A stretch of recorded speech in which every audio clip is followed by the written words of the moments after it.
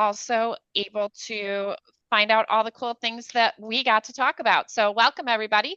My name is Laura. This is Afternoons with AST. This is the actual first event of the season of the school year. So welcome to the 24-25 school year. We are thrilled to be here today. We have three special guests, two of whom are in the room, another who will join us in just a little bit. But we are going to talk about the 3-in-3 challenge, which Dr. Leanne Lindsay is going to share with us the details of in a little bit, but she's going to help us learn how to navigate AI in the education environment in a very effective, seamless, and easy way. So, or simple, maybe simple, but not easy way, whatever we're looking at there. So I'm going to introduce Leanne first, introduce Emily as well, and then I'm going to turn it over to them, and I'm just going to let them shine their light, and I'm going to just sit back like the rest of y'all and enjoy the conversation. So Dr. Lindsay is an award-winning educator. She is an EdTech specialist and program leader. She is super experienced in K-12 higher ed, corporate, and the nonprofit space. So she has a lens all over the place, and she can tell us a lot about everything that's going on out there. Her mission is to change how the education industry is approaching EdTech and tech integrated instruction, and then also to help both students and teachers become more adept at using digital tools safely, ethically, healthily, and productively. So, Leanne, I'm going to let you take over or invite you to take over in a second. Just give us a wave for now because I want to talk about Emily for a little bit because Emily is the Assistant Director of Educational Technology for Vail Unified School District. Now, Vail is slightly southeast of Tucson, right? I got southeast, yep, of Tucson. And she is the bridge between technology and curriculum in their district, or one of the resources that helps build that bridge. So she leads efforts that not only integrate cutting edge ed tech solutions, but even cooler or just as cool, also ensures they address the specific needs of our diverse learner population, particularly marginalized communities and students with disabilities. So welcome to you both. We will also have Kristen Turner, who's the superintendent of Paloma Elementary School District. She'll be popping in a little bit, but for right now, we get to enjoy time with Leanne and Emily. So Leanne, do you want to jump in, talk to us about the 3-in-3 challenge? Tell us everything, please. Yeah, I would love to. Thank you so much for having me. I feel really strongly about this challenge, and it's so great to be here with Emily because Emily was actually the person who prompted this idea for the 3-in-3 challenge. Hi, Kristen. I did not Hello. know that, Emily. You haven't told us that. Leanne, that's awesome. Keep going. Sorry to Yeah. interrupt. You know, Emily and I have been acquainted for a long time, and we talk kind of regularly, and I ask what's going on in her school district, and lately those questions have all been focused on AI. And so one day as Emily and I were just kind of talking through how it was going, it just spurred this idea. So I'll preface it with that, and I'm going to go ahead and share my screen because I do have a little slide deck here that I think can help set the stage for this challenge and help people kind of onboard if they haven't heard of it. Now, the whole premise of the 3-in-3 challenge is about responsible AI implementation. Come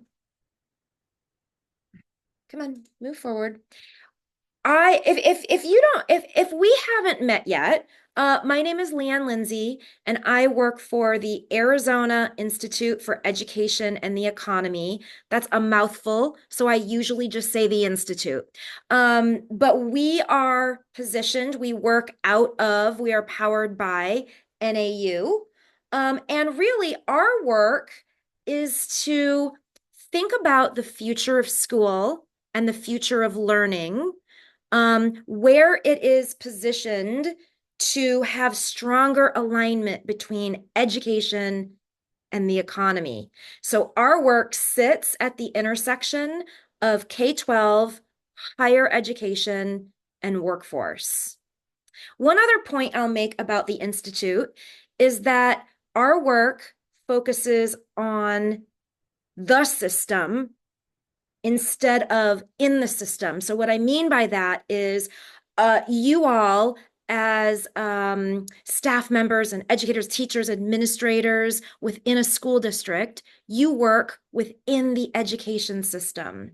And what we're trying to do at the Institute is to make changes on the system to open, so to speak, the floodgates that allow innovation, that allow transformation, that allow greater alignment, that innovation that will create greater alignment between K-12, higher education, and workforce. So, one of the areas that we got involved in, by the way, we're about a year old. We launched July 1st of last year, so we just had our first birthday.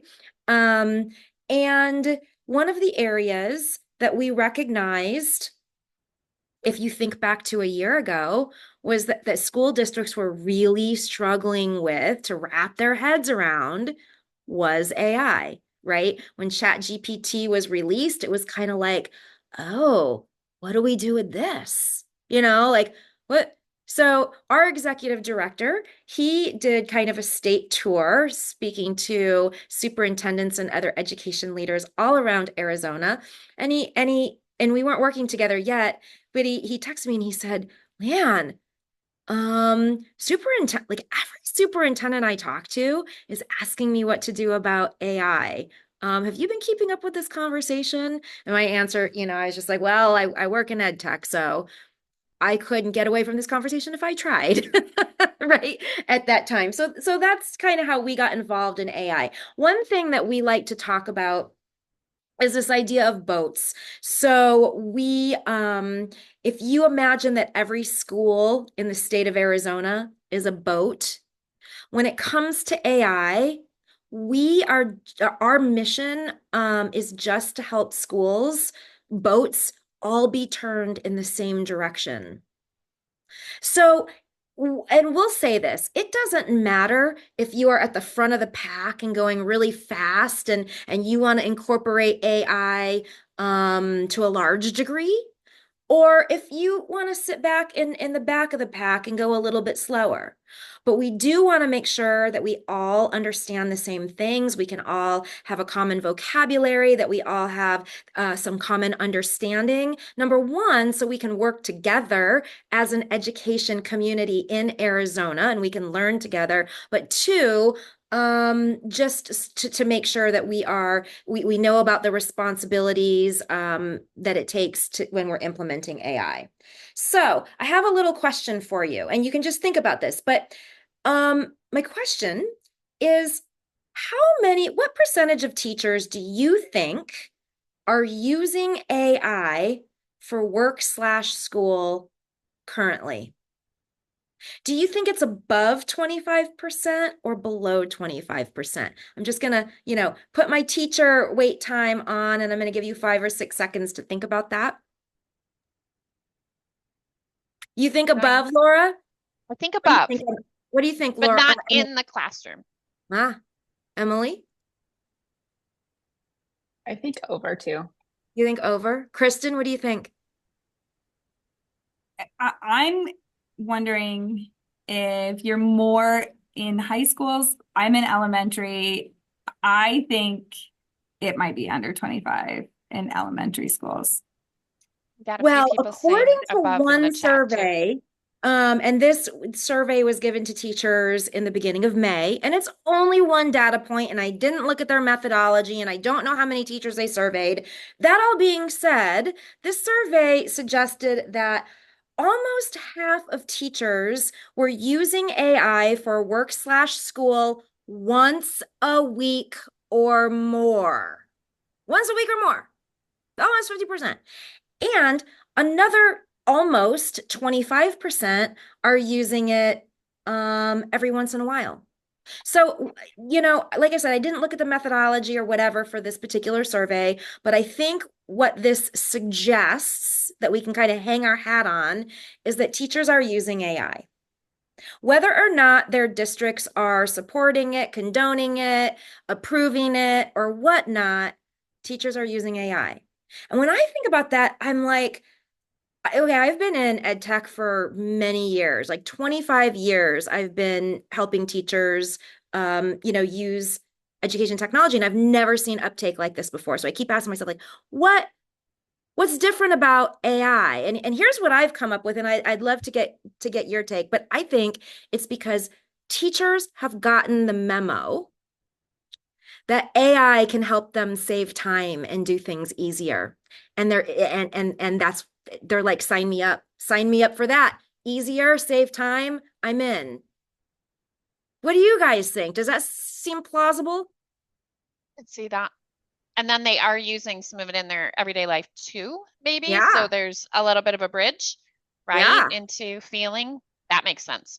Yeah. I like how So you I've think. never seen an uptake like this, 50%. I just haven't.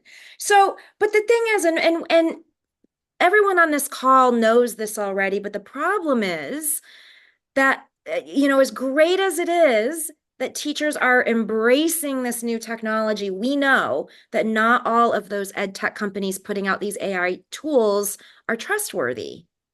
We also know that generative AI isn't always reliable, right? Bias information, misinformation, and so forth. We also know that users need training to use it well. If you go back to my bio and it's like, I really want to help people become confident, healthy, productive users of technology, but that requires training, particularly with AI. So we started this challenge. We issued this 3-in-3 challenge to help LEAs stay out of the news.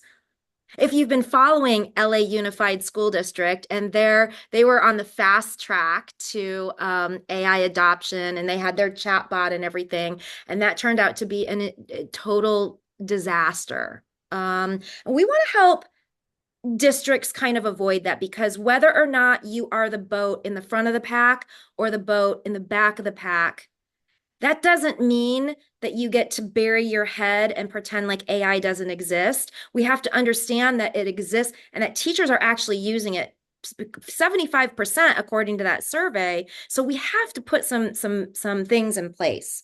So that's why we created the 3-in-3 challenge. And basically the 3-in-3 challenge is 3 AI must do's to be completed in the first 3 months of this school year. So all 3 of these must do's, by the way, um, they're simple, but they're not easy. Meaning we wanted to issue very clear tasks to do, but we know that all 3 of these are not just a 15-minute meeting to figure it out, right? So they're simple tasks, they're not easy tasks. The first task is really about tool and app use and determining what tools your school or your district is going to, what you're going to approve, what you're going to approve for teacher use, what you're going to approve for student use, if anything, and then communicating that widely. We've heard nationally of teachers, and their district has not communicated what tools are approved by the district and what aren't. And so we've heard about teachers, going to these, free professional developments, getting really excited about an AI tool, signing up for the free version with their school or district email address.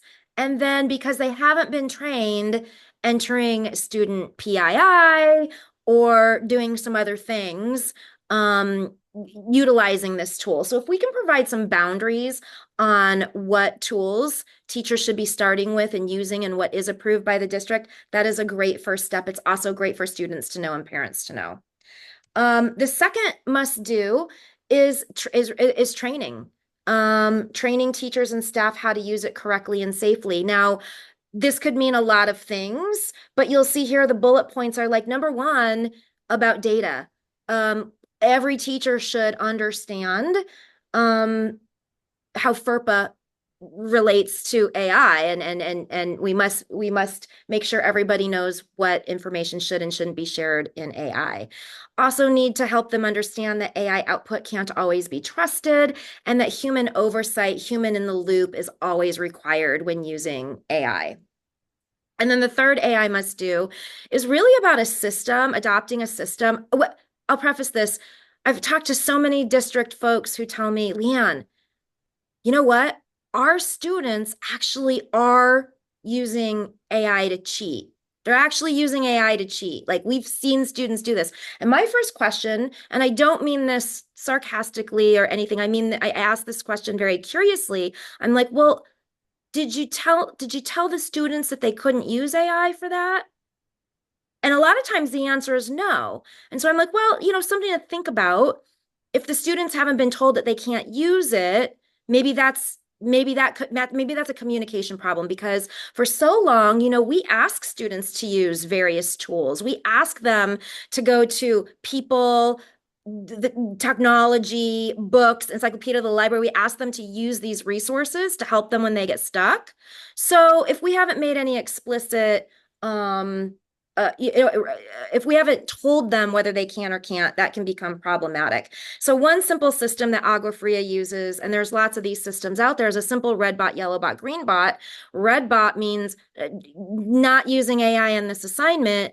And if you do, that's going to be in violation of our academic integrity policy. A yellow bot is like you can use AI as an assistant or a coach or a helper. And then Greenbot is like, actually, you kind of have to use AI for this assignment. Like AI is embedded into the expectations for this assignment. So I know what AwA Fria tells teachers is that it might be that all your assignments are red bot at the beginning. And that's okay because there's no expectation to be yellow bot or green bot. The expectation is more about setting that culture with students that we're going to communicate those expectations to them so that we don't get in this kind of a relationship about cheating and AI. One more point about the 3-in-3 challenge is that we know that all of y'all's contexts are unique. Whether you're elementary, high school, unified, rural, urban, suburban, whatnot. So there's nothing from the Institute that's like you have to answer any of those 3 challenges in a certain way. We leave that up to you. We just say, these are 3 things that you ought to be thinking about addressing and communicating within your district. And this is actually Emily's slide, so I'm going to skip that. But I will tell you that if you finish all 3 challenges by October 31st, you can go on our website, tell us that you finished all 3 challenges, and you're going to be entered to win a free AI, or not a free, an AI professional development paid for by the Institute. And I'm just going to show you that website really quick. The URL is really easy. It's just azk12.ai. You get here. And when you're on this page, you can download the guidance document. But you can also click on AI challenge. It's a lot of clicks. And click this arrow one more time. You get to this page where it tells you again what the 3 AI must-dos are. There's a webinar. So if you wanted to share this information with anybody else, there's ready to accept the challenge. So you can fill out this form and you can see that here we have the names of all the districts and people around the state who have already accepted the 3-in-3 challenge, say that they're going to complete this. So you can see Scottsdale and Creighton and Deer Valley and ASU Prep and Paloma. And then the last thing I wanted to show you is down here, once you've completed all 3, if you're in Arizona LEA, you just let us know by clicking this link. You fill out a little form, you let us know you've completed all those, and that's when we're gonna select the winner or winners. We haven't decided yet, who will earn the professional development. That was like a lot, and I'm sorry that I talked so much, but I just wanted to like clarify the whole challenge. I love it. It gives us such a great foundation from which to jump off. And I wrote down like 6 notes, I don't know, and several questions. So I'm sure the questions will get answered as we go along. And I'm really excited about this. I think we've got some really cool things. Emily, do you want to jump in and start sharing like some of your thoughts and feedback? And since you were part of, this. And hello to Kristen. I have not introduced Kristen to the group yet. I will. But let's start with actually Emily jumping in and then Kristen jump in as well. But we're each going to get time because we want to hear what the different school districts are doing, the opportunities, the challenges, and all the cool stuff. Anyway, I'll stop talking. Emily, go. Perfect. Yeah. Hi, everybody. I'm so excited to talk about this. While I start, I'm hoping those of you that are here attending the webinar, if you can just throw in the chat, I'm curious. A lot of times when we do things like this, we have like the big flashy things schools do in response, and that's like really cool. I definitely get jealous of those school districts because not everyone can do that. So kind of a 0 to 5 rating, kind of your school's capacity or interest in changing and innovating. So like a 0 is like they're stuck, they're never going to change. A 5 is like we've opened all the AI to our students already. Just so I can kind of get a feeling for where your district's at. 0, we don't change. 5, we're the top of the innovator kind of scale. As we kind of have people drop that in, I will share from my perspective, like Leanne said, when the AI guidance came out for Arizona, I was super excited and I was like, I hope this will, kind of help spur us into some change.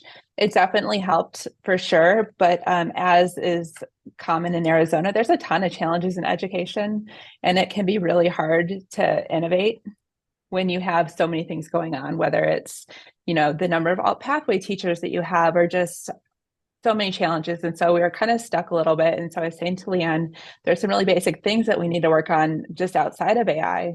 And I need help getting people to understand how important that is and like, where do we start? And so this 3 and 3 challenge that they created has been so helpful. That first bullet just is really at its heart of data privacy. How do we communicate to every single teacher so they know why it's important to protect student data and what does it mean and how do I do it? And it just really gives you in that base level. Like she said, maybe you're not ready to use AI with kids, but you have to get started because we can't just wait until, everything's baked and it's easy and there's no challenges left. So when that guidance came out, it was still a little bit of a struggle, but I've kind of had a breakthrough recently, and kind of the path that we're going down is we are going to mandate data privacy for every staff member. So if you have a device, if you're working with kids, anything, you have to understand data privacy. Right. And that has to be an ongoing thing. It can't be a one and done. So that will be mandated. But beyond that, just because of the what education is right now, we're going to allow teachers to opt into different levels of AI. So what we're going to say is, Leanne had that graph, 49% of teachers are using AI. We're going to say if you're using AI at all for work, you have a base level of training you have to do. And it's really those safety things. And then let them opt in. If they want to use AI with kids where kids don't need to log in, here's another set of trainings. If you're going to use AI with kids where they're logging in, they're having counts, here's another kind of level of training. And at least that way we have the clear, consistent communication and guidelines with every staff member so they can opt in. If you don't want to use it right now, you can opt out, don't do the training. But once you decide I'm going to use it for lesson planning or anything else, you're opting into also ensuring you do that training. So that's kind of where we're at. I'm excited we have some progress and getting that out there. And that's obviously just a step one because we can't stop there. But at least that gets our foot in the door with having, like Leanne said, with the AI stoplight, clear, consistent communication guidelines where people know where we're at and what they need to do to stay on the right side of things. So not as flashy or as exciting as some places, but I'm really excited to be making progress towards like those bigger goals. And Emily, didn't you tell me too that you are like forming a committee to talk about not the stoplight system that I showed, but some kind of a system to communicate to students or something like that as well? Yeah, we're kind of working through a couple different challenges. One of them is AI detectors, which is a controversial topic because we know that they don't work. They're very flawed, but not teachers just don't know that. So we're coming up with guidelines for our districts about how you can kind of the valid concern teachers have around cheating. We have to deal with that and support them there. On top of that is also the conversation around having some kind of clear, consistent communication for when kids can or can't use it. And like you said, even if it's you can't use it at all or you can't use it until I tell you, at least it's clear, consistent communication. So that's work we're really doing with right now our high school administrators and teachers and whatnot, but it'll cycle down too. Emily, have you found like in working with the high school teachers and especially having these conversations about AI detectors, were they aware the AI detectors are not accurate, or was that like new information to them? Um, it was a little bit of both. I was honestly really surprised. The teachers we started with are our English teachers. Um, it's obviously affecting everyone, but they were the most concerned at the moment. And so they were actually really quickly turned towards we need to educate kids how to use AI, um, and adjust our instruction. There was definitely a lot of teachers using AI and like running it through one or two or three of them. So I know for our administrators, it was a huge, I guess, new learning when I talked about the fact that Turnitin says there's 99% accurate, I think, but research is showing us at most they're 80% accurate. So if 2 out of 10 kids or 1 out of 5 kids you're saying they're cheating and they're not, that's ruining a lot of relationships, and a lot of kids don't come back from that. So that was definitely for administrators a huge, I think, thing that they learned. Huge aha moment. Yeah, for sure. So I'm excited. We're kind of on the cusp. We've agreed to some things, and we're moving on with the committee. We kind of go from committee to administrators to committee, and I hope to be wrapping that up probably in the next couple weeks. I hope you win the free AI professional development. Thanks. I'm like pushing it. I didn't think we'd get there, so I didn't sign the thing because I was like, I can't promise this when it first came out, and now I feel like we're on the path where we will be able to get it done. So Right, you can sign, maybe. yeah. Love it. Can we invite Kristen to jump in and share a little bit as well? Because I want to ask you 1,000 questions, and we have about 20 minutes left. So want to hear what's going on in Paloma as well. So Sure. welcome. And Kristen, I didn't get to introduce you to the world, so let me do that really quickly. You are the superintendent of Paloma Elementary School District in Gila Bend, right? And what I know about you is that you have and your bio says you have a demonstrated history of working in primary and secondary. You are skilled in K-12, classroom management, lesson plan, ed tech, all sorts of great stuff. And your master's is focused in ed leadership and admin, and you have an emphasis on rural and ECE issues. And so, sorry, early childhood education issues. So this is really neat to have Vale here and to have Paloma so that we can see kind of different sides of some of the same. One more accolade to Kristen's bio. Yeah. So the Institute published the Arizona's AI guidance document for K-12, and Yeah. Kristen was one of the 6 authors of that document. Just an Nice. integral member of the team. Like, could not have done it without Kristen. Thank That you. is- Thank you yeah. very much. I really appreciate all that. I want to provide a little bit of context because those of you that don't know about Paloma is that we are a tiny rural and remote school district in the middle of farm fields, and we are a single site LEA. And I am the superintendent. I'm also the principal. I'm also, the X, Y, and Z of all of the different things. So we don't have committees really. We don't have we do have differentiated professional development, but when we are talking about AI, we've actually just been providing professional development across the board to the entire staff, not even just teachers. It is to every member of the staff because of the multiple hats that all of the different staff wear within the district. So there might be benefits for each different role. Even for maintenance, I know that we put in to get maintenance checklists and to get them updated and added and updated for additional features that get changed within the school. So we just see it as an asset for every member of our school community. And so I feel really embarrassed that I was the only person in this group that said it might be lower than 25%. And half the world out there is using it. So I think that is absolutely fabulous. I know that we are more than 25% within our staff. And we offer the professional development as a guideline to go over data privacy and kind of the guardrails that you want for everyone in your organization to be using the platforms that are available, but also to entice and interest people that are still hesitant to be using AI in their different roles. So we have just been providing it to everybody across the board, no matter what their role is. It doesn't matter if they're custodian in the kitchen, a teacher. It is provided for everyone on site. And everyone is using it in a whole myriad of ways, which is really nice and really exciting. Is that In PD turn, in person or like online, or what format is your PD? it's just in person. It's just we have, early release on Wednesdays. We went over the 3-in-3 professional development before school started.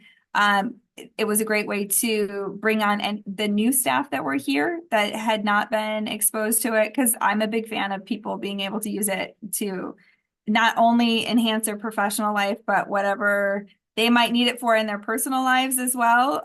So that's another reason we like to offer it for everybody.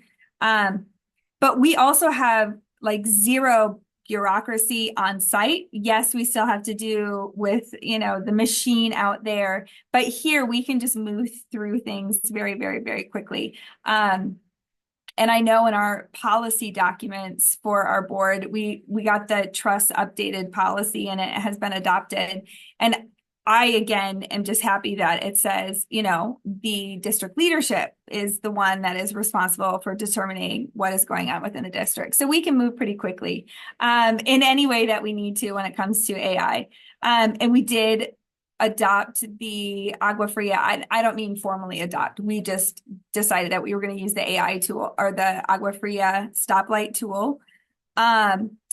We aren't going to be teaching any students on how to use AI formally before middle school. And then in middle school, we're going to start letting students use AI and teach them how to use AI so that they have that foundation before they leave us, because we are not a high school district. We are not a unified district. And our students, when they leave us, we have no say-so over what happens to them anymore.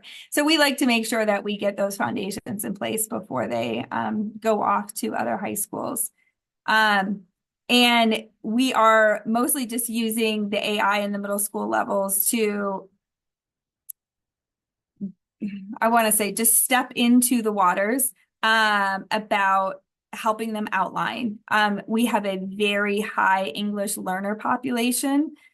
We were at the end of last year, we were at 47%. We might be over 50% this year. We have just, our EL population has been exploding.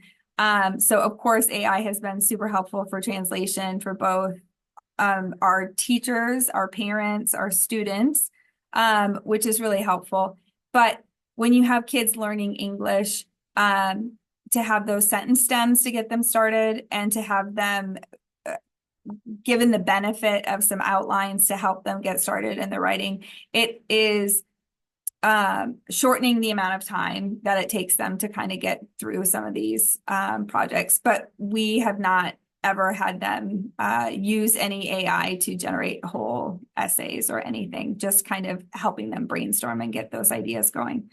And that is about where we are right now. The K-5, I have given the okay to use different AI platforms out there that are available to teachers. We do not have any blocks on AI. We do have filtering and we still have our firewalls, but we do not have any blocks on AI, and teachers are allowed to use AI as long as they're not putting any personally identifiable information. So just as long as they're following those training. But we are very open, and we have not adopted any AI for our students specifically. But mostly because I know that's supposed to help with meeting their educational needs, but we're also a very small school and we know our kids so well that we haven't really felt the need to make that adjustment at this time. But we are immersed in using AI in all the ways that we can. So, any questions? I have a question. So, go from a small school, and you introduce yourself, and you're like, "Well, I'm the superintendent, and I'm the principal, and I'm all these other things."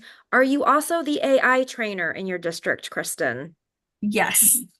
Yes, I would say yes. Yes, I Okay. am. Yeah, I So, was wondering if there was someone that you were utilizing that in your district that knew the tool, or if it was coming from you, or yeah, but it is you. It is you. yes. And well, and I was a part of, or I am a part of Guppy Mac. And I was running an AI group for people who wanted to find out what AI was available in schools. So I was presenting to other superintendents, and then I would bring those same presentations back and share them with our teachers and our every staff member that we have. So, yeah. I'll jump in. I was interested to know the tools that you are using with staff, or even you said you're doing sentence stems with students. What tools are you guys using for those things? I would say probably 95% of our AI usage is really around Chat GPT. And the teachers will use it to create the sentence stems. So we have not had students creating Chat GPT accounts. They might have them outside of the classroom, but all of it is being modeled with the teacher at the center of the classroom. And that's why I said they haven't been writing full essays. It's been there to help them brainstorm, and just to have the teacher modeling the usage as well. Beautiful. Yeah, we haven't done a lot. We have pilots and things going on with students. One of my favorite tools that has been really successful last year, we did a high school special education pilot with some of those tools, just trying to give kids, skills that they can take after high school and like translate to meeting their goals.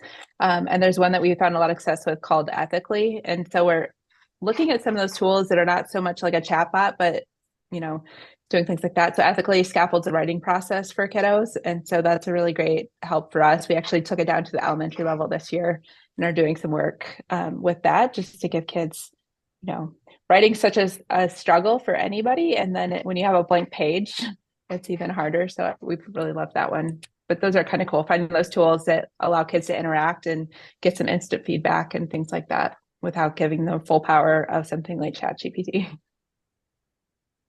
I have a question for both of you. I'm curious how your parents have responded, if you've had any like parent pushback, or if they've kind of embraced this conversation. What's that been like in both your districts? I can jump in first if that's okay, just because in that same special education pilot, we had a meeting for parents just so that they were comfortable with what we were doing, and there's no questions. And between that and then another committee we had around tech values, we've really had a lot of people excited about it. Just they see the power, and obviously a lot of people have that elephant in the room conversation of starting with cheating, but we've seen people quickly jump to ways that this can really support learning and make things easier for themselves and for kids. So we've had a lot of support as far as bringing it into the classroom. I would say we haven't had any pushback. We have, and this is going to sound crazy, but we have board meetings where nobody ever shows up a lot of the time. So, so it's pretty, we're not in any kind of controversy here. We just kind of go and do what we think is best for kids, and we have a lot of trust in the community. So there isn't a lot of questioning going on. That's amazing, Kristen. Like, I know, awesome. I know. I hear stories about board meetings, and I am very grateful. So And you just stay quiet. You're like, I do. I do. I do. And sometimes I don't like to draw attention to our school because there's so many things I love about it. I'm afraid, afraid to shine those spotlights sometimes. So Emily, you had said something like, maybe the conversation starts with cheating, but it quickly transitions into the positives. And I wonder if you can think about um, anything you do specifically. What's the magic sauce that gets that conversation to turn so quickly? We stole, I think it was the Ditch That textbook. There, he has a really good plagiarism, comparing it to, things you would do in the classroom anyways. And so a lot of times we've started with that, and it like every time I do it, I'm like, I don't want to do this again. But the truth is, teachers have real concerns, and like cheating is a real concern. And so it helps to like really talk through that and help them think through the different pieces of it that they might not have thought about it, especially when you compare it to, maybe working with a student just like they might have worked with a peer to help edit or, work on schoolwork. Um, I find that when you hit it head on and you understand where they're coming from and you're not dismissing their concerns, it's really easy to have that conversation and get them to start switching to, oh, this is like really powerful. And what's cheating for one kid might not be cheating for another kid. And it's really about individualizing for every single student what they need to be successful. So it's like addressing that, like, okay, people actually want to have this conversation about cheating, so we're going to give it to them, but we're going to like paint it. And the Ditch That textbook, is it this that you, oh, whoops. Here we go. Is it this? Yes. Yeah. Yep. So what I'm showing on my screen right now, by the way, is page 15 of the Arizona AI guidance document. And it talks about exactly that, which is rethinking plagiarism and cheating. So you're probably having conversations that sort of mirror that. Is that what I'm hearing? Yeah, I believe some of my colleagues went to a session at ISTE, I believe, where they got that a whole presentation. So we just stole everything and obviously attribute to him, but have just used that over and over. And that's been really powerful in guiding that conversation. It's so important that they feel that teachers, that we all feel heard and seen, because then we're part of the conversation. It's not about, you know, anybody pushing against each other. And it's the breaking down that, like, Emily said at the beginning, part of her work is to, most of her work is to build that bridge. We are coming up on, we've got about 7 minutes, 6 minutes. So you guys continue this conversation, but just noting that we're going to run out of time in a little bit. So get all I your did good want stuff to out. add something to before when you talked about the parents, and I feel in our community a lot of parents feel helpless, and that they're not able to support their kids as their children move on through education. And I do think that AI could help be that support at home when a parent is not able to understand or be able to work through the math problems or guide them with vocabulary that is unfamiliar. So I do think that it can also be a bridge for some of the students that don't have that support from home, not because of a lack of desire to support, but just an inability to provide those supports. Have either of you provided parent AI training? Because Kristen, what you're saying is like, it's like giving me a lot of like aha moments. And I'm thinking, but do your parents know how to use it to help their kids? Or have you provided training or like, you know what I mean? So this is what I'm going to say. During this conversation, I had that same exact thought. We haven't provided a training yet, but that needs to be the next thing that we do. And I'm thinking we have a really big migrant population, so it might be really great to bring it out at a migrant parent meeting initially to start. These are supports that you can use to help your child with anything that they bring home. And so yes, it became an idea during this conversation today. Oh my God, that's the best. Yeah. I love it when that happens. You're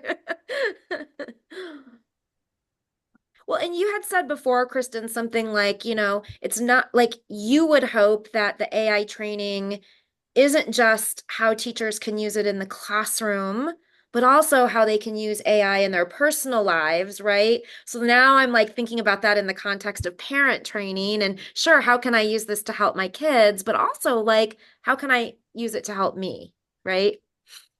Well, and I have an example. I had a friend who was very, very upset about a situation and wanted to confront a person, but she usually kind of jumps to level 10. And she used AI to write a very thoughtful, softer message that was received really well, and it resolved the situation instead of escalating it. And I think for parents too, you could get parenting ideas for if your child is struggling with this behavior, or if you're struggling to develop a sleep routine, or if you're any of these different ideas that can help in more ways than just academically. Yeah, I'm a big fan of AI use. Yeah. Wheels are turning. Mm-hmm. It's Yeah. so interesting when you start thinking that way too. I'm coaching a new teacher, this alternative pathway teacher, and he's great at math, teaching math, and was struggling with how to help kids when they don't get it the first time. And I was like, let's throw this in AI and say, give me 5 alternative ways to teach this and make them concrete. And it is an immediate answer, or like another way to think through things that you couldn't do without AI. Do you know what I mean? And there's so many things, whether it's, my kiddo's on the spectrum and I'm having trouble with this, give me some options. And it's opening people's eyes up to that it's even a possibility, because you don't get the same answer if you go to Google. It's Right. mind blowing once you get people actually trying to use it and actually seeing what the possibilities are once you harness it and know the safety pitfalls to avoid. Thought partnership opportunities are great. So we have about 4 minutes. So I would love to get kind of final thoughts, wrap up thoughts. One of my big questions is, what is someone that, something you would advise for a district that's really just starting out? And I know one of the things we're going to point to is the 3 and 3 challenge is a great jumping off point. And what else would you all add? So district just starting out, that's my question. And my final thoughts. So I would wonder what y'all have to say for that, but don't stick to just answering me. Share everything you got in a minute and a half each.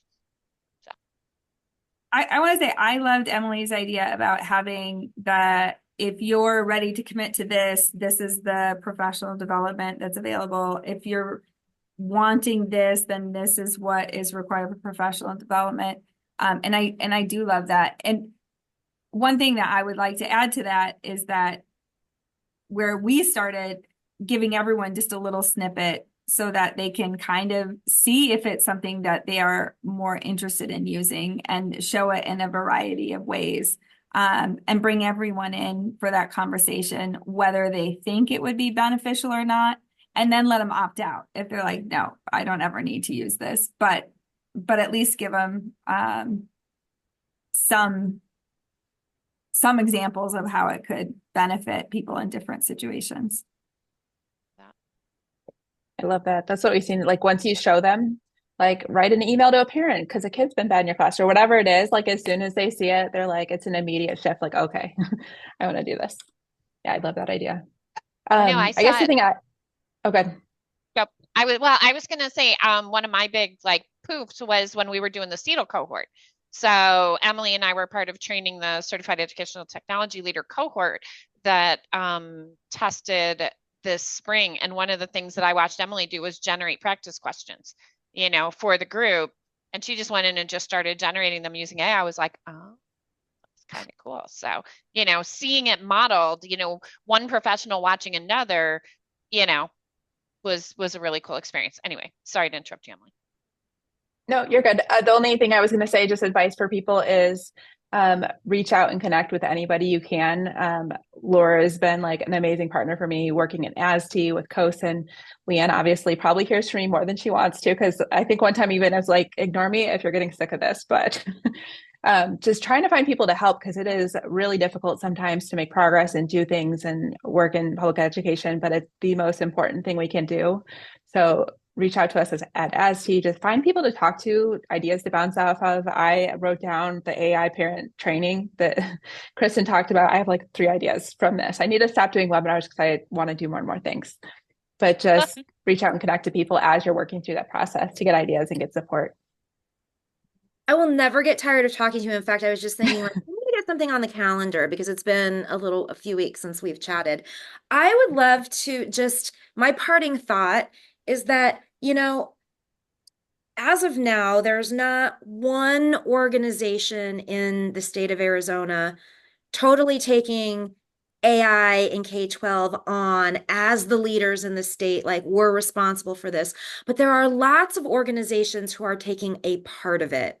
right? Like we at the Institute, we release the guidance and the 3 and 3 challenge, and ASTI will do some professional development, and AWA is putting on a summit, and ASU has done some things. So just FYI, we have formed, or we're in the process of forming an alliance for all of these organizations that are taking bits and pieces of the AI leadership, professional development, support, and so forth. We're using the guidance document as sort of an anchor, so everything comes from the same, again, all the boats are kind of facing in the same direction. And I just want to share with you some things that the Alliance is going to be doing. We're going to be putting out an AI Alliance newsletter. We're going to be starting an AI implementation community of practice. So if you are the Kristen or the Emily or that person in your district who's actually doing the thing, we can continue to learn from each other through this community of practice. We're going to be thinking about additional professional development as a group and as an alliance moving forward. And we're also going to be keeping our ears to the ground and working with different folks at the governor's office and so forth, to be able to support and advocate for any policies that might be coming down the pike with regard to AI in K-12, so that we can, support positive legislation. Is a phenomenon. I got distracted because I'm looking for the link and I just found it to the AwA Summit. So I'm going to drop that so that people can register. And Leanne, that's a phenomenally impressive list. And I can't wait we should redo this. We should do this again towards the end of the year, just to talk about everything that happened this year, with the work that you're doing. Let's do that. Let's get together again and talk about how the 3-and-3 challenge went for 24-25, and then what we're going to do, what you're going to be doing with it for 25-26, because it'll be great to hear all the cool things. I just dropped the For the summit. AwA, yep, for the AwA Summit. I know I'll be speaking at it. I think Leanne, I don't know who else in the room is. I think you guys are too. So we'll be talking about navigating change in the only constant is change type thing in the AI environment and education environment. So I want to say thank you to all of you. I would love to continue this conversation for the rest of the day, and we can't, unfortunately, but thank you. What a great group of people to have in the same space to have this conversation. So look forward to continuing the conversation. ASTI does have a fall conference coming up. You can go to www.asti.org and see everything that we've got coming up there. We will be at the CIO CTO conference coming up on, I think it's November 1st. The AwA AI Summit. And I know, Leanne, you're just constantly out there talking about all the greatness that there is with AI in Arizona and the way that you're supporting the work, not only the list of everything that you just gave, but just your general presence and your support for everybody in education out there. So those of you who are in attendance and those of you watching the recording, please be sure to join us next month as well, and every month, because we are going to keep showing up and keep talking about the good work that's happening in education in Arizona. So everybody wave and say thank you and love it. And we will just see you all on the other side. Have a great rest of the month, and we'll see you next month. All right.